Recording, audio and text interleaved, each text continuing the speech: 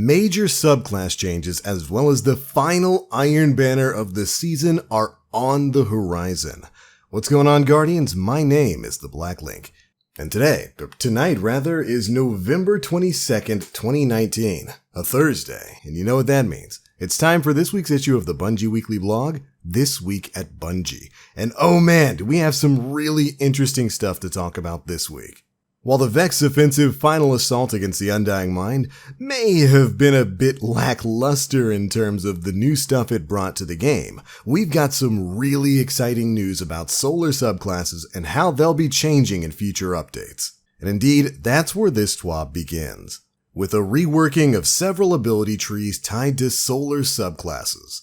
These changes are going to be coming to the Hunter Gunslinger Way of the Sharpshooter, the Sunbreaker Code of the Devastator, and finally, the Warlock's Dawnblade Attunement of Sky. And there are some really exciting things coming in. Let's go ahead and jump right on into some of the changes we'll be seeing soon. And coming straight from the Bungie Combat Systems team, first things first, we've got the Gunslinger Way of the Sharpshooter. This is the Hunter Gunslinger Bottom Tree Path, which, as the TWAB notes here, is traditionally something that's been exclusively tied to, say, whipping out a Celestial Nighthawk to make use of the enhanced precision damage you get on supers. But in order to better differentiate this path from the 6-shot Golden Gun path that more often sees use in stuff like PvE and PvP, they've made the following changes. For 3-shot, they've increased the auto-aim distance and reliability when aiming down sights, essentially granting the Golden Gun even more long-range accuracy. And in turn, for the 6-shot super, they've shortened the damage fall-off range to emphasize the short-range gunfighter role with a lot of kill potential. Basically, with the bottom tree 3-shot, you're going to have more range and more accuracy and more aim assist, but with the 6-shooter, you're going to have that damage fall-off range happen a bit earlier. Meaning you may have to put in an extra shot or so to take down your target. And to compensate for that, they've made other changes to the Way of the Outlaw to help it keep its potency, like adding a new explosive proximity knife that can stick to surfaces and detonate when enemies pass nearby. Essentially granting you, I guess, an additional trip mine grenade in the form of an exploding knife. Overall, they're looking to make the Way of the Sharpshooter more active and rewarding for players who can fulfill the role of a sharpshooter by taking down enemies with accuracy and precision. I really like that. The way it is right now, I mean, it's kind of weird that they're adding even more aim assist to something like Golden Gun. But I will admit that right now, especially in PvE, the only time you use that Way of the Sharpshooter is when you're whipping out a Celestial Nighthawk to put one shot in on a boss. So hopefully some of these changes will facilitate more usage of that subclass in the future. But that's not the only change we've got. Next up, the new Weighted Knife. A high damage knife throw with a long windup. Travels at high speeds, bounces once, and does extra damage to the head. Here's the thing. Precision shot final blows recharge the melee completely, and one-hit precision final blows in PvP. Meaning with this weighted knife, if you aim right and you land a headshot with it, it's gonna be a one-shot kill in PvP and you're immediately gonna get that melee charge back. Oh man, can you feel it? Somewhere, Holtzman is smiling. This is a fantastic PvP change for the Way of the Sharpshooter.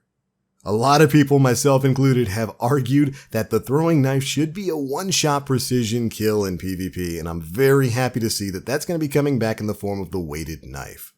Definitely a great change. Next up, we've got a quality of life change for Practice Makes Perfect. It now lasts longer, but gives a bit less energy per second. Precision hits grant 2 stacks. For those who don't know, Practice Makes Perfect is a 3-time stacking buff that increases your super recharge rate each time you get a precision hit. Like I said, that buff stacks up to 3 times and currently lasts at about 1.5 seconds, so that's going to be seeing an increase with the traded cost of giving you a bit less super energy per hit.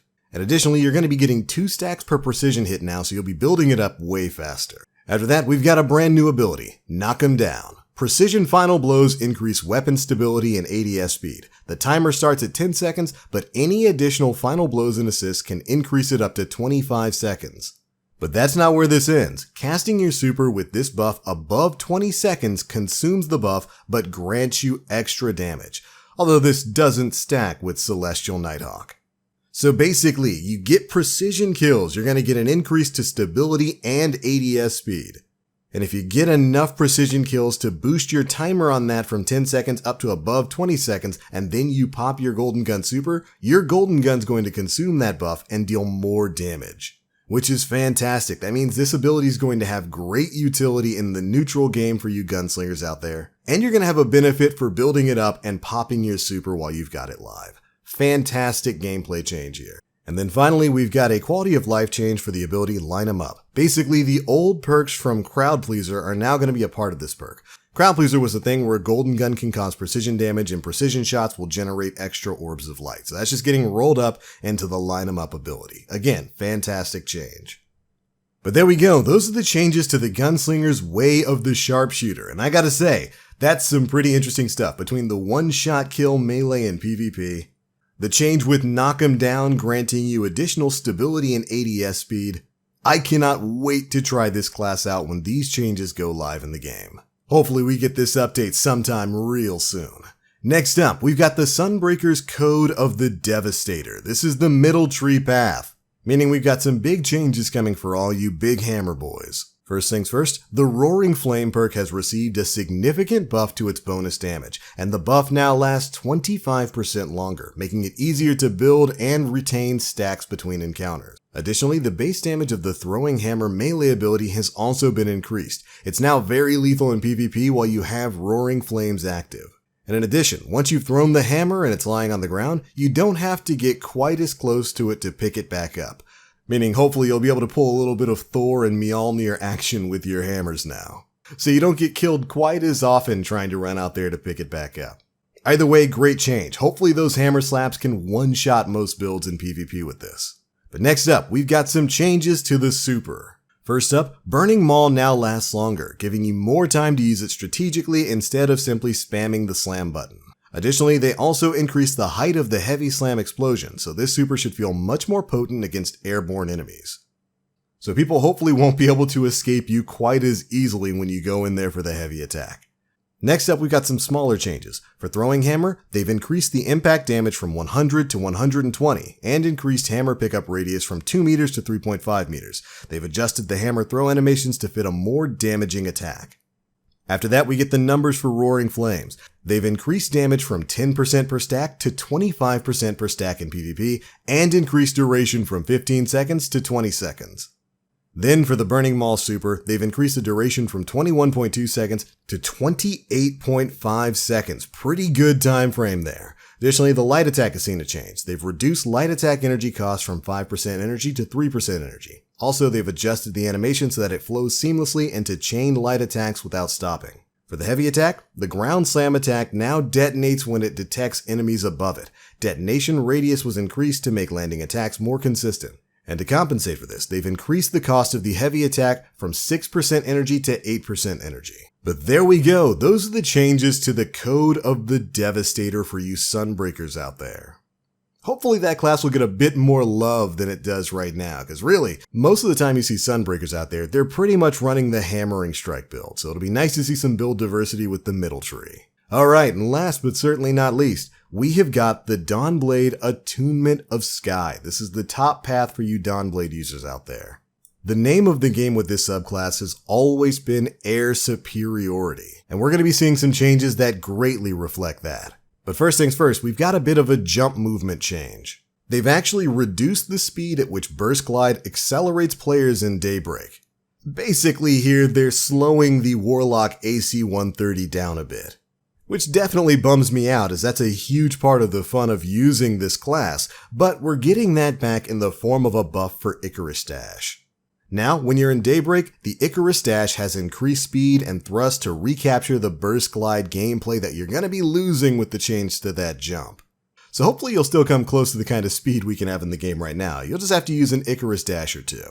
As for the rest of the changes, first we've got a new ability, Celestial Fire. This is the melee. You're going to send a spiral of 3 explosive solar projectiles. Sounds pretty cool to me. The melee on Dawnblade right now was a little bit weird. There really just wasn't much to it, so I'm happy to see that we're getting a brand new melee attack.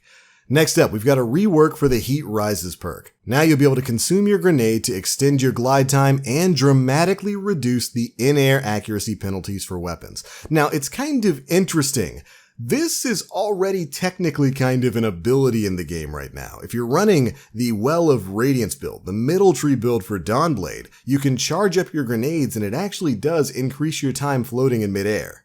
It looks like Bungie's kind of taking that and reworking it into the Heat Rises ability here, with the added benefit, of course, of dramatically reducing in-air accuracy penalties on weapons, so you'll be much more accurate in the sky. Next up, we've got changes to the Winged Sun perk. Now you'll be able to fire weapons, use Celestial Fire, the new melee, and throw grenades while gliding. Airborne final blows grant melee energy and extend the duration of Heat Rises.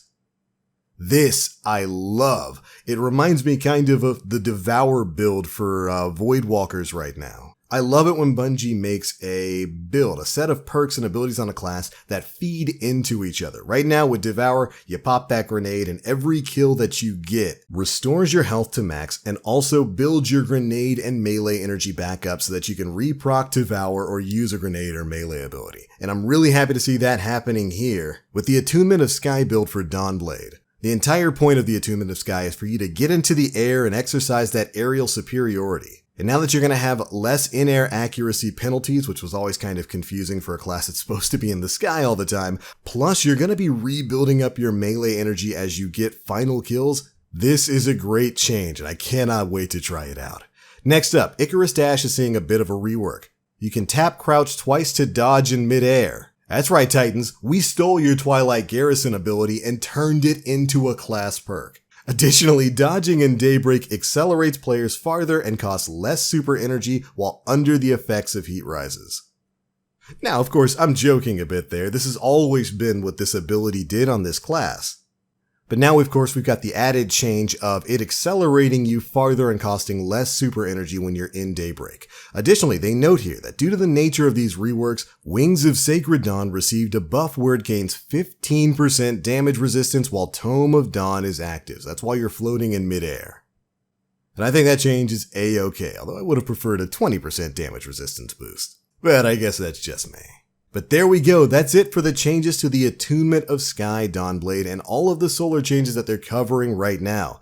They say that there's a whole swath of changes they're working on that extend beyond these three subclasses, and that most solar subclasses have had some kind of tuning and some non-solar subclasses got a bit of quality of life love too. Hopefully we'll be learning more about those in the coming weeks, but honestly, I love the stuff that they've talked about here. The changes for the Gunslinger are great. I love the way that the Attunement of Sky is seeing a change for Dawnblade Warlocks as well. You guys know I play Warlock most of the time. And it'll be nice to actually have some reason to actually float in midair where usually you're kind of a sitting duck. Can't wait to try it out. But before we end this TWAB video, we have got the return of the Iron Banner, the final Iron Banner of this season, coming next week. So if you haven't gotten all of your armor done, or if you want to pick up a couple extra bits of Pinnacle gear, this is gonna be your chance. Iron Banner control will be returning on November 26th and going until the following week on December 3rd. So I hope you Guardians are ready to dive once more into the breach. Additionally, they say at the end here that they'll be featuring a reprised armor set next season, which has got me kind of wondering which armor set they're going to be reprising when it comes to the Iron Banner. Of course, I'd imagine it's got to be some armor set from Destiny 2, and there's certainly been some pretty cool armor sets in Destiny 2 for Iron Banner, although a lot of those are ornaments that we already have access to in gear we've got right now. So could it possibly be an Iron Banner armor set from Destiny 1? Hey, a guy can dream, right? But alright Guardians, that is it for the biggest bits of news covered in this week's issue of the Bungie Weekly blog, This Week at Bungie. Major solar subclass changes in this one, many of which I cannot wait to test out in the game when they go live. Additionally, hopefully we'll be learning more about next season as this season rolls to a close. We've only got a few weeks left, so hopefully we'll be learning something new really soon. But that's going to be it for this one, Guardians. Those are my thoughts. Be sure to leave me yours on all these solar subclass changes down in the comments section below. How do you feel about them? Was there anything you liked? Be sure to let me know. And if you enjoyed the video, feel free to drop a like, make sure you subscribe, and hit that notification bell to stay up to date with all the latest stuff we're putting out. But alright, I'm out for now. Thanks so much for watching, and as always, I am the Black Link. You Guardians, stay frosty.